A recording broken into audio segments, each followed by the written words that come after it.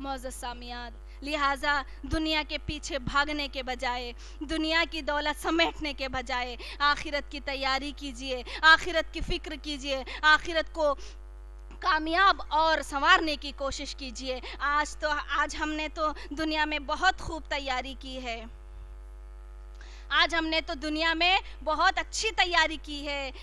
گاڑی تک پہنچنے سے پہلے ہی ریموٹ سے دروازہ کھول لیتے ہیں، کتنا اچھا سسٹم آ گیا ہے نا۔ ایڈوانس میں جا کر ہاتھ کو محنت دینے کی ضرورت ہی نہیں ہے، اتنا آگے بڑھ گئی ہے دنیا کہ کھڑے کھڑے دور سے ہی ریموٹ سے گاڑی کا دروازہ کھل جاتا ہے۔ سردیاں آنے سے پہلے ہی ہم گرم کپڑوں کا انتظام کر لیتے ہیں، گرمی آنے سے پہلے فین، اے سی، کولر کا انتظام کر لیتے ہیں، اور رات کو ہی میری بہنیں صبح ہونے سے پہلے ہی رات میں ہی صبح کے ناشتے کے انتظام کر لیتی ہیں، ناشتے کی پلاننگ کرتی ہے کہ آج صبح میں کیا پکایا جائے، ناشتے میں کیا انتظام کیا جائے، اور سفر پر نکلنے سے پہلے گاڑی میں ہوا، پیٹرول، پانی چیک کر لیتے ہیں، لائٹ جانے سے پہلے روشنی کا انتظام کر لیتے ہیں، بارش آنے سے پہلے چھاتے کا انتظام کر لیتے ہیں۔ مگر افسوس، صد افسوس کی بات ہے، اس ہمیشہ کی زندگی کے لیے، خبر کے لیے، موت کے لیے کوئی تیاری نہیں کرتے ہیں۔ میری عزیز ماں بہنوں، جبکہ ہمیں سب سے زیادہ تیاری دنیا کی نہیں بلکہ آخرت کی کرنی چاہیے، آخرت کے بارے میں ہمیں فکر ہونی چاہیے۔ جیسے کہ حدیث کے اندر آتا ہے، حضرت عثمان رضی اللہ عنہ جب قبر کے پاس سے گزرتے تو زار و خطار روتے تھے۔ جب ان سے پوچھا جاتا کہ آپ اے عثمان رضی اللہ عنہ آپ اتنا کیوں روتے ہیں، یہاں تک جب آپ کے سامنے جنت اور جہنم کا تذکرہ ہوتا ہے تو آپ اتنا نہیں روتے ہیں، جب خبر پر آتے ہیں تو اتنا زار و خطار کیوں روتے ہیں؟ تو عثمان رضی اللہ عنہ نے کہا، میں نے آپ صلی اللہ علیہ وسلم کو فرماتے ہوئے سنا ہے کہ خبر آخرت کی منزلوں میں سے پہلی منزل ہے۔ کیا ہے؟ خبر آخرت کے منزلوں میں سے پہلی منزل ہے۔ جو یہاں کامیاب ہو گیا، آنے والی ساری منزلیں اس کے لیے آسان ہوں گی، ان تمام منزلوں میں وہ کامیاب ہو جائے گا، اور جو اس پہلی منزل یعنی خبر میں ناکام ہو گیا تو آنے والی ساری منزلیں اس کے لیے بہت سخت ہوں گی اور وہ بھی اس میں ناکام ہو جائے گا۔ اور آپ صلی اللہ علیہ وسلم نے یہ بھی ارشاد فرمایا ہے کہ میں نے خبر سے زیادہ سخت منظر کوئی اور نہیں دیکھا ہے۔ تو سوچئے میرے عزیز ماں بہنوں، ہمیں خبر کی فکر اور خبر کی تیاری کرنا چاہیے۔ تو بتائیے میرے عزیز ماں بہنوں، اصل کامیابی کیا ہے؟ دنیا کی کامیابی ہے یا آخرت کی کامیابی ہے؟ ہم سوچتے ہیں کہ اصل کامیابی دنیا میں اپنا نام روشن کرنا، اپنا نام اونچا کرنا، کروڑ پتی بننا، بینک بیلنس کا ہونا، ڈاکٹر بننا، انجینئر بننا، ایکٹر بننا، ہم اس کو اصل کامیابی سمجھتے ہیں۔ دیکھیے اللہ تعالیٰ فرما رہا ہے کہ اصل کامیابی کیا ہے، وہ ہمیں بتا رہا ہے۔ سورہ آل عمران میں اللہ کا فرمان ہے، فَمَنْ زُحْزِحَ عَنِ النَّارِ وَأُدْخِلَ الْجَنَّةَ۔ سنا میری ماں بہنوں، اصل کامیابی یہ ہے جو شخص جہنم سے بچ گیا، جو شخص جہنم سے بچ گیا اور جنت میں داخل ہو گیا، یہ اصل کامیابی ہے۔ یہی تو ہے میری ماں بہنوں، یہ تو 2 دن کی زندگی ہے، اس میں ہمیں کامیاب ہونا کمال کی بات نہیں ہے۔ اصل کمال کی بات تو یہ ہے کہ ہم آخرت میں کامیاب ہوں، ہماری وہ جو منزل ہے وہ جنت ہمیں حاصل کرنا ہے اور جہنم سے ہمیں بچنا ہے، یہ ہماری اصل کامیابی ہے۔ تو ناکامیابی کیا ہے؟ خسارے میں کون ہے؟ نقصان میں کون ہے؟ اللہ نے ارشاد فرمایا، خسر الدنیا والآخرہ ذالک هو الخسران المبین۔ جس کی دنیا بھی گھاٹے میں، جس کی آخرت بھی گھاٹے میں، جس کی دنیا بھی برباد، آخرت بھی برباد، وہ سب سے بڑا ناکام انسان ہے، وہ سب سے بڑے نقصان میں ہے، وہ سب سے بڑے خسارے میں ہے۔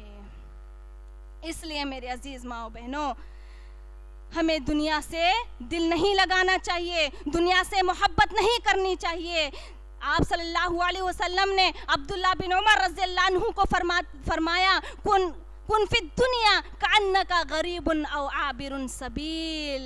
عزیز بہنوں، آپ صلی اللہ علیہ وسلم نے فرمایا، اے عبداللہ بن عمر، تم دنیا میں ایک اجنبی اور مسافر کی طرح زندگی گزارو. صبح کرو تو شام کا انتظار نہ کرو، شام کرو تو صبح کا انتظار نہ کرو. اپنے آپ کو مردوں میں شمار کرو، مرے ہوئے لوگوں میں اپنے آپ کو شمار کرو، اور اپنی صحت کو غنیمت جانو بیماری آنے سے پہلے، اور اپنی زندگی کو غنیمت جانو موت کے آنے سے پہلے. میری ماؤں، یہ ہمارے لیے ایک نصیحت ہے. ہمیں بھی دنیا میں ایک اجنبی کی طرح زندگی گزارنی چاہیے، ایک مسافر کی طرح ہمیں زندگی گزارنی چاہیے. ہمیں جو اللہ نے صحت دی ہے، اس صحت کا ہمیں صحیح فائدہ اٹھانا چاہیے، کیونکہ اللہ کی دی ہوئی ہر نعمت کا کل قیامت کے دن سوال ہوگا. اللہ تعالیٰ نے ہمیں اتنی اچھی صحت دی ہے، ہم جان بوجھ کر نمازیں گنوا دیتے ہیں، جان بوجھ کر روزے نہیں رکھتے ہیں، جان بوجھ کر برائی کرتے ہیں. کل قیامت کے دن ہمیں ہمارے ہر گھڑی کا، ہر سیکنڈ کا، ہر لمحے کا ہمیں اللہ کے پاس جواب دینا ہوتا ہے. اس لیے ہمیں یہ جو زندگی ملی ہے، ابھی یہ جو ہم زندہ ہیں، ابھی یہ ہمیں موقع ملا ہے توبہ کرنے کا اپنی گناہوں کا. اور اسی لیے آپ اس وقت کو غنیمت جانتے ہوئے اپنی زندگی میں توبہ کیجئے، آخرت کی تیاری کیجئے، آخرت کے لیے توشہ تیار کیجئے. ایک بات ہمیشہ یاد رکھیں، جو انسان اس بات کا یقین رکھتا ہے کہ روز محشر اسے اللہ کے آگے کھڑا ہو کر اپنے عملوں کا حساب دینا ہے، اپنے عملوں کا جواب دینا ہے، تو پھر دن کا اجالا ہو یا رات کا اندھیرا ہو، وہ کبھی کسی کو دھوکہ نہیں دے گا، وہ کبھی کسی سے جھوٹ نہیں بولے گا، وہ ناپ تول میں کبھی کمی نہیں کرے گا، وہ ہمیشہ گناہوں سے اپنے آپ کو پاک و صاف رکھے گا. کرنے سے کچھ نہیں ہوتا ہے میری بہنوں. ہمارا یہاں دل سے ایمان ہونا چاہیے. ہمارا عقیدہ اگر پاک ہونا تو ہماری خبر کی منزل آسان، ہمیں جنت ملے گی. ہم اللہ کے سامنے کھڑے ہوں گے، اللہ ہم سے بات کرے گا. یاد رکھنا، وہاں پر ہمارے لیے کوئی، آج ہم دنیا میں کوئی ہماری سفارش کے لیے تیسرا کھڑا ہو جاتا ہے، کل قیامت کے دن کوئی ہمارے لیے سفارش میں کھڑا نہیں رہے گا. ہمارے ہر غلطی کا، ہر گناہ کا ہمیں جواب دینا رہے گا. اس لیے بچی کچھ جو زندگی ملی ہے نا، اس کو صحیح طریقے پر لگائے، صحیح کاموں میں لگائے، اور ان تمام شرکیہ بدعت والے کاموں سے اپنے آپ کو بچا کر رکھیں. اس لیے اور اللہ سے دعا کریں کہ اللہ تو ہمیں اسی طرح صحیح علم حاصل کرنے کا موقع نصیب فرما. یہ مت سوچے کہ آج ہمیں بہت زیادہ سنایا گیا ہمارے مزاروں کے متعلق، درگاہوں کے متعلق، ایسا سوچ کر بھی دوبارہ کہیں پروگرام ہو تو ہم نہیں جائیں گے. غلط، ایسا مت سوچنا، پھر آپ لوگ راہ راستے ہٹ جاؤ گے. بلکہ اب یہ عزم کرو کہ ہم ہر پروگرام میں انشاءاللہ رہیں گے، اور ہر نئی بات کو، اسلام کی، دین کی بات کو سیکھیں گے، سنیں گے اور اس پر عمل کریں گے. اللہ تعالیٰ سے میں دعا کرتی ہوں کہ اللہ رب العالمین جو کچھ ہم نے یہاں کہا ہے، سنا ہے، اس پر عمل کرنے کی توفیق عطا فرما. آخر میں ایک حدیث سنا کر اپنی بات کو میں ختم کرتی ہوں. ایک مرتبہ ایک شخص عبداللہ بن دینار رضی اللہ عنہ حضرت عمر بن خطاب رضی اللہ عنہ کے ساتھ مکہ روانہ ہوتے ہیں. مکہ کو جاتے ہیں تو راستے میں ایک پہاڑ کے ڈھلوان سے ایک چرواہا اترتا. چرواہا یعنی بکریوں کو چرانے والے کو چرواہا کہتے ہیں. جب وہ پہاڑی کے ڈھلوان سے نیچے اتر رہا تھا، اور تو حضرت عمر رضی اللہ عنہ نے اس کے دیکھا اور پوچھا کہ ان میں سے ایک بکری مجھے فروخت کر دو. کیا کہا؟ ان میں سے ایک بکری مجھے بیچ دو. تو چرواہا کیا کہتا ہے؟ میں ان بکریوں کا مالک نہیں ہوں، میں ایک غلام ہوں، میں ایک نوکر ہوں. تو عمر رضی اللہ عنہ نے کہا تو کیا ہوا، مجھے ایک بکری بیچ دو اور اپنے مالک سے جا کر کہنا ایک بکری کو بھیڑیے نے کھا لیا. کیا کہنا؟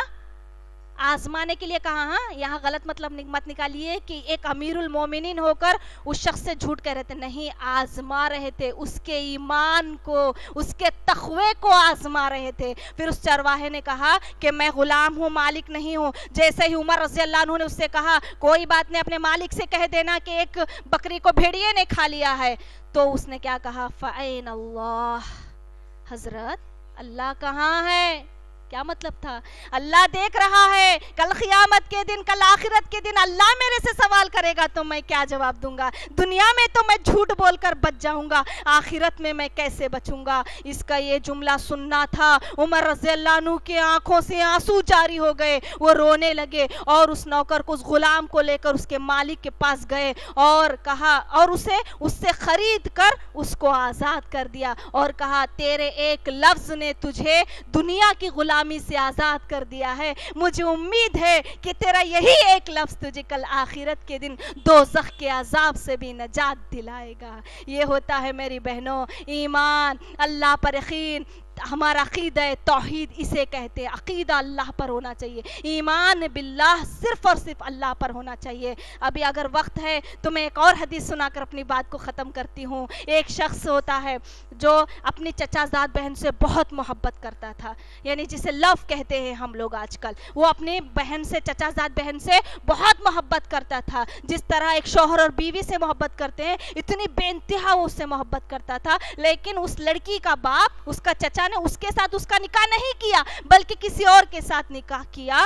تو کچھ دن کے بعد اس چچا زاد بہن کو کچھ ضرورت پیش آتی ہے, پیسوں کی تکلیف ہو جاتی ہے. شاید یا تو اس کا باپ بیمار تھا یا اس کا شوہر کو کچھ تکلیف آ جاتی ہے. تو وہ کیا کرتی ہے, اس چچا زاد بھائی کے پاس جاتی ہے اور اس سے کہتی ہے مجھے کچھ رقم دو, کچھ دینار دو, مجھے تکلیف آئی ہے, مجھے ایک پریشانی آئی ہے. تو وہ کہتا ہے کہ میں تجھے دوں گا لیکن تجھے میری خواہش پوری کرنی ہوگی. میرے ساتھ سونا ہوگا, میرے ساتھ تجھے زنا کرنا ہوگا, میرے ساتھ تجھے منہ کالا کرنا ہوگا. کیا تو کرے گی؟ تو وہ کہتی ہے کہ نہیں, مجھ سے یہ نہیں ہوگا. لیکن اسے پیسوں کی مجبوری تھی, اس کو پیسوں کی تکلیف تھی. تو وہ آخر میں کیا کہتی ہے, مان جاتی ہے, ہاں ٹھیک ہے میں تیرے ساتھ سو جاؤں گی. لیکن جب وہ پیسے اکٹھے کر کے پیسے اس کو دے دیتا ہے تو اس کے پیسوں کا استعمال کرنے کے بعد اس نے اسے وعدہ کیا تھا آنے کا, تو اس کے پاس آ جاتی ہے. سارے دروازے بند ہو جاتے ہیں, کھڑکیاں بند ہو جاتے ہیں, گناہ ہونے ہی والا ہوتا ہے. وہ اس کے حدیث کے ایسے ہی الفاظ ہے کہ اس کی زانوں پر بیٹھ جاتا ہے, اس کی رانوں کے قریب جاتا ہے. جیسے ہی وہ یہ گندگی کرنے کی نیت کرتا ہے, وہ چچا زاد بہن کہتی ہے اتق اللہ, اللہ سے ڈر جا میرے بھائی, کل قیامت کے دن تو کیا جواب دے گا, میں کیا جواب دوں گی. اتنا بڑا گھنونا کام مت کر, اتق اللہ, اللہ سے ڈر جا. تو فوراً ہٹ جاتا ہے, فوراً اٹھ جاتا ہے. دیکھیے اتنے گناہ کے قریب آنے کے باوجود وہ صرف اللہ کے نام سے ہٹ گیا. میں کہنا یہ چاہتی ہوں کہ اتنا گناہ کے قریب آنے کے باوجود کس کے نام سے وہ کانپ گیا, کس کے نام سے وہ ڈر گیا؟ اللہ کے نام سے. میری بہنوں, آج وہ ڈر ہمارے دلوں میں نہیں ہے, وہ تقوی ہمارے دلوں میں نہیں ہے, وہ ایمان ہمارے دلوں میں نہیں ہے. اس نے یہ جملہ کہا کل قیامت کے دن کیا جواب دے گا. وہ ہٹ گیا, توبہ کیا, اس کا یہ لفظ اسے دنیا میں بھی بچا لیا اور آخرت میں بھی بچا لیا. ایسا ایمان ہمارے اندر ہونا چاہیے میری بہنوں. آج ہم گناہ کرنے کے بعد کیا سوچتے ہیں, توبہ کر لیں گے اللہ معاف کرے گا. نعوذ باللہ من ذالک. اچھے لوگ یہ جملہ کہتے ہیں, جوا کھیلنے والے, شراب پینے والے, چوری کرنے والے, ڈکیتی کرنے والے, اور کتنی میرے ایسی مائیں ہیں جنہیں اولاد اللہ تعالیٰ دے رہا ہے تو اس کو لینے کے بجائے غریبی کے ڈر سے اپنے پیٹ میں ہی مار دیتے ہیں. نعوذ باللہ من ذالک. آپ کو معلوم ہے اس کو زندہ درگور کرنا کہتے ہیں. کبھی بھی اپنے عمل کو ضائع نہ کریں. جو بے اولاد ہے وہ اولاد کے لیے ترس رہے ہیں, اولاد کے لیے تڑپ رہے ہیں, اور آپ کے دلوں میں خوف خدا مر گیا, اللہ کا ڈر خوف ختم ہو گیا. آپ جیسے ہی عمل ٹھہرتا ہے تو عورت یہ سوچتی ہے کہ اب مجھے تیسرا بچہ نہیں چاہیے, میرا شوہر بہت کم کماتا ہے, ہم غریب ہیں, ہم بچوں کو کیسے پالیں گے. دوائیاں کھا کر, گولیاں کھا کر اپنے بچوں کو اپنے مادر رحم میں مار دیتی ہے. میری بہنوں, اتنا بڑا جرم کرتی ہے. کل قیامت کے دن سوال کرے گا اللہ تعالیٰ کہ تم نے اس جان کو کیوں اپنے پیٹ میں مارا تھا. اس لیے اگر اللہ اولاد دے رہا ہے تو رزق کا انتظام بھی اللہ کرے گا. رزق دینے والا اللہ ہے. آپ کیوں پریشان ہوتی ہیں؟ آپ کو چاہے 10 بچے ہو جائے, چاہے آپ کو 100 بچے ہو جائے, رزق دینے والی ذات اللہ کی ذات ہے. کبھی بھی اپنے اولاد کو نہ مارے. آخر میں اللہ سے دعا کرتی ہوں کہ اللہ تبارک و تعالی جو کچھ ہم نے آج کہا ہے, سنا ہے, اس پر عمل کرنے کی ہمیں توفیق عطا فرما. اللہ تعالیٰ جن لوگوں نے بھی اس دین کے کام کو جاری و ساری رکھا ہے, اللہ ان کے کمائیوں میں برکت دے. اسی طرح دینی پروگرام کرنے کی توفیق دے تاکہ ہمارا ایمان بڑھتا رہے, ہمیں دین کا صحیح علم ملتا رہے. اے اللہ, جن کو بھی تو نے مال و دولت سے نوازا ہے انہیں اپنے مال کو صحیح جگہ خرچ کرنے کی توفیق عطا فرما. اے اللہ, کہنے میں سننے میں جو بھی ہم سے گناہ ہیں اور خطائیں ہو گئی ہیں ہمیں اللہ ہمارے گناہ اور خطاؤں کو معاف فرما دے اور ہمیں جنت الفردوس میں اعلیٰ علین میں جگہ عطا فرما. ہم جہنم سے پناہ مانگتے ہیں, ہمیں اس برے ٹھکانے سے بچا کر رکھ مولا, قبر کے عذاب سے بچا, جہنم کے عذاب سے بچا, تیرے غضب سے بچا. اے اللہ ہمیں تیرا دیدار نصیب فرما اور ہمیں جنت الفردوس عطا فرما, اور ہمیں دنیا میں رہنے تک, ہماری سانس باقی رہنے تک جلد از جلد توبہ کر کے ہمیں اعمال صالح کرنے کی توفیق عطا فرما. آمین یا رب العالمین. سبحانک ربک رب العزت عما یصفون وسلام علی المرسلین والحمد للہ رب العالمین. والسلام علیکم ورحمۃ اللہ.